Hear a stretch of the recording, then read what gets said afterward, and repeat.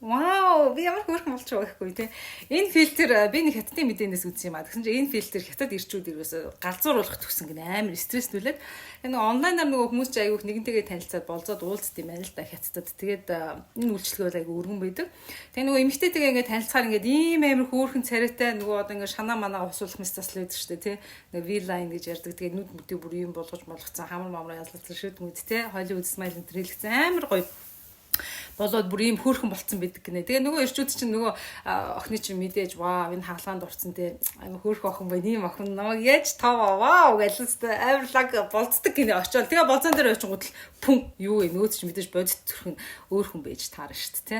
Тэгээд тиймэрхүү зүйл айгүй хятад айгүй их байдаг. Хятад ирчүүд бол энэ фильтрийн одоо энэ програм энэ аппликейшнийг үнэхээр үзий яддаг гэж хэлжсэн. Тэгээ мэдээж бол фильтр бол мэдээж бага хэмжээгээр хэрэгэлдэг тийм үү. Гэхдээ яг одоо миний энэ яриад байгаа энэ фильтр бол бүр таны бүр царайг баг юу вэ?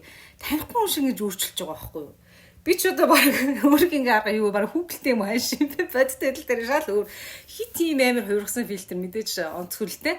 А тэрнээс нөгөө нэг арсыг нөгөө нэг аягүй гоё юм глоу болгодог нөгөө смут болгодог фильтрүүд гэдэг шүү дээ. Ерөнхийдөө нөгөө өвчлээ одоо нөгөө арсны янз бүрийн нөгөө толб энтрийг бол амьд хүн юм чинь нөгөө хүний арс чинь үрчлээтэй байдаг, толботой байдаг. Тэрийг бүдгэрүүлдэг фильтрийг бол би бол ер нь хэрэгэлдэг. А гэхдээ бас ийм фильтр байсан. Арай л бүр танихгүй шиг болгож байна тий. Үсмэс ингээд амар гой хүсгүр тий. Oh god юу вэ?